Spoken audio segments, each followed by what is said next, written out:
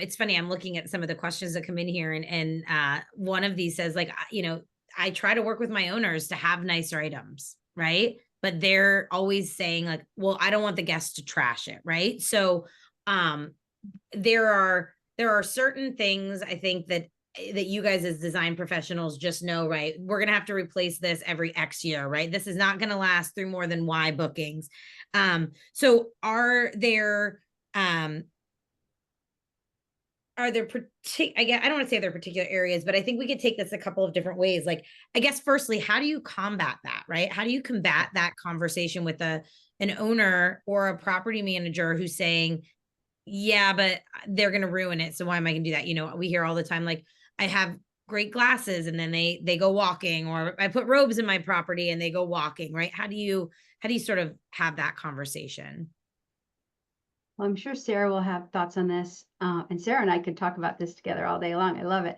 But, Jessica, you send me your troubled clients and I'll send you mine and we'll set them straight for each other. I love it. I love it. Good cop, bad cop. There's so many ways to answer that. One is like, if you're buying the $100 painted white veneer coffee table from Wayfair, you're right. You got a 1 year life with that. But if you purchase right and you don't do a white paint chip type of veneer coffee table from Wayfair, and go maybe with a wood or a harder edge, something with more longevity that, yes, you paid more money for, but it's going to last you 3 times longer. That's a good way to think about how to spend your money. If you're elevating the pieces in your rental, you should, in theory, then should be elevating the price of your nightly rental, which in turn should get you a better guest. The other part that I wanted to add to that, which now has gone from my head because I got really passionate about the right way. I'll hop in. I'd love to hear from Thank you. Jason. I'd love to hear from you, Jason, who asked that question. Can you give us an example of something that you're trying to convince your client to purchase? I'd love to hear that. And then I'll chime in, and I think you have to ask yourself, let's say that I am the owner, okay? So you have to ask yourself, am I running a business? Or am I looking at this personally? Because I often have investors who are turning their primary homes into short-term rentals and then they're moving out and doing it again. And what happens is you get like emotionally attached to items. And so you have to ask yourself, like, is this a business decision or am I making an emotional decision? And usually, Jason, when I say that, it helps the client realize, oh, yeah, you're right. I'm making an emotional decision about something that should be a business decision. And then as far as spending money on, as far as Koryn, how you asked the question about like robes or glassware being taken away, that's not a nice item problem. That's a cleaner, like SOP problem. And so you should have a system in place where your cleaner is doing an inventory so that, sure, if a robe goes missing, that's fine. I'm going to charge the guest for it. And I'm gonna overcharge the guest for it.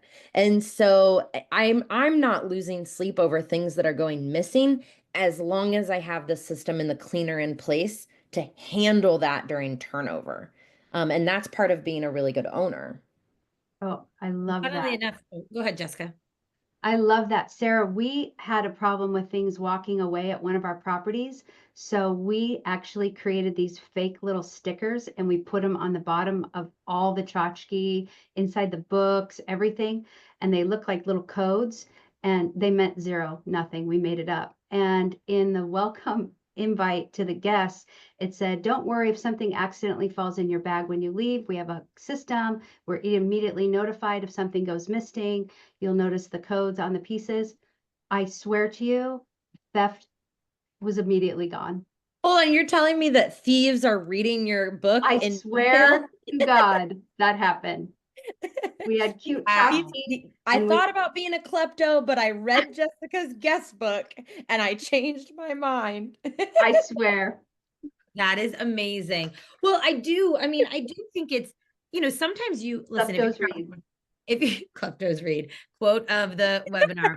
Um, I mean, I think like there are probably scenarios, and I've experienced this, right? We stayed in, and it was a friend's company, and they had these beautiful, everyone loved them, branded wine glasses. And at the end of the day, everyone's like, are we allowed to take these, or like, are these ours? And sometimes, right, if you don't do the right like communication with your guests, then they don't necessarily know that it's not for them to take, right? And I actually messaged and I said, hey, can I take these? But if I would have read your guidebook and I would have seen that it had a QR code, I would not have taken it. Now, in my defense, I'm not a klepto. It actually was a guest gift. And they said, they you just beat us to it. Because I asked them like the second day, they said it's part of our like, our departure message, like make sure you take the branded wine glass that we left for you in your room, etc. So I do think not people sometimes just are confused. They're just sometimes confused. We'll They're go not with that. We'll go not with all purposeful kleptos, though there are some out there. Are there any okay, so we talked a little bit about creating visually appealing spaces and taking the photographs that sort of fall with that. And then we also talked about practicality and buying the right furniture and having the right items in the home. But how do you strike that balance between creating those visually appealing spaces and ensuring they're practical for your guests? Well, along that same line of messaging, we actually tell our owners that new photos should be done every 3 years minimum. So that's another way of looking at, if you're worried about the wear and tear and you don't want to invest in some other pieces, you're still going to need new photos to just be interesting and stop the scroll, because people do come to the same areas and want to look for something different. So that's another way of thinking about how you're going to invest in those pieces. If you're locked into that $100 Wayfair coffee table, just know that you're going to change it out in 2 to 3 years when you get all new photos. So that would be something else, another way to look at that for your budget. Yeah, that's super helpful. I just wanted to make note. Thank you, Jason, for answering our question. He says in the chat, I'm a local realtor also, and as you said, we have an eye for design. I noticed that owners will purchase the Wayfair furniture or the lower end furniture. I try to tell the owners that having nicer furniture will target the guests that won't ruin their furniture. So really, it varies from dressers to credenza to bedding to dining room chairs. And so I just wanted to elaborate on this. First of all, Jason, thank you so much for taking the time to write that. I think it's so important for everyone here to understand what we're seeing as real estate agents and designers in the space. And then also, I tell people, you're going to spend the money either way. Either you're going to replace this, dresser or nightstand at some point, or you are going to invest the money now and it's going to last you longer. And so I always try to tell investors, unfortunately, the money's coming from somewhere. And so let's just put it in a really good place. There was also a question around, trying to get upgrades and updates to properties, right? So this is from a property manager. How do you persuade an owner who continually receives bookings that updates to their properties are necessary? Is there particular data that you use? And before I turn it over to you guys, what I will say is, prior to joining Breezeway about 7.5 years ago, I worked for Flipkey and TripAdvisor, and we brought guest reviews into the space. And I heard so frequently, I've been telling this owner that they need to replace insert mattress, couch, whatever, for months or years, and they never listened to me. Utilizing review data and having it come from the words of your guests is going to be one way to get the owner on board, because any reviews that mention those things that you've also been mentioning will probably get more attention than you. But I'll turn it over, and I remembered my thing, so I'm just going to make a note so I don't forget. But I'm going to turn that over to Jessica and Sarah. What do you guys think about advice to present to an owner? Well, I can tell you the very first project I was on, the reverse of that, the owner, or really the PM, was like, you are booking every night, so why do you need to make any improvements? We're renting. Well, you know what? Yeah, you're renting, but you could be renting for more with a better guest. So the number of nights you're booked does not equal the greatest amount of pay that you're getting.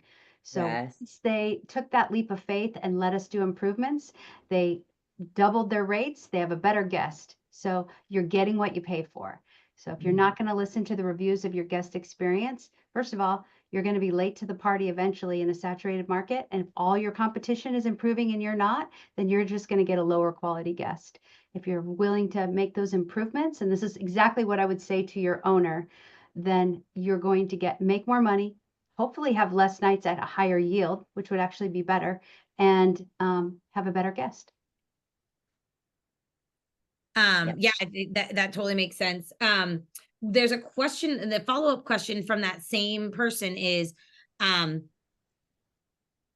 we talked about how they could find you guys, and we're going to give everybody their contact information. But is there design advice that property managers, maybe not with the exact, not with the exact eye that one of you or somebody on your team would have, but any advice that managers could give to their homeowners as it pertains to design, if they don't have the budget or they're not willing to hire a designer outside of what you've already shared? Yeah, I think one thing that people don't realize is that you can pay people just for their time. And so it's worth having a consultation with someone like Jessica or I if we offer it.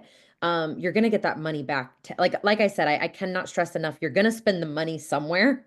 And so you might as well spend it. I call it taking the elevator to the penthouse. So like have a one-on-one consultation, have someone look at your listing photos, give you advice. I'll audit listings and say, if I was on a budget, I would spend this, but here's where I would spend a little bit more money.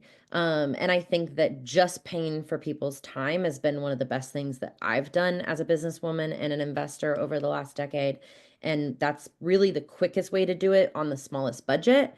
But again, for anyone that's teetering on using somebody's services, just the amount of stress and time that us designers can save you is immeasurable, because just, adding things to cart and ordering them and coordinating deliveries, I've estimated that takes upwards of 72 to 80 hours. And so I'm sure a lot of you on the call, you already have JOBs, you already have jobs and demanding lives. And so is that really something that you want to take on every time you acquire a new property?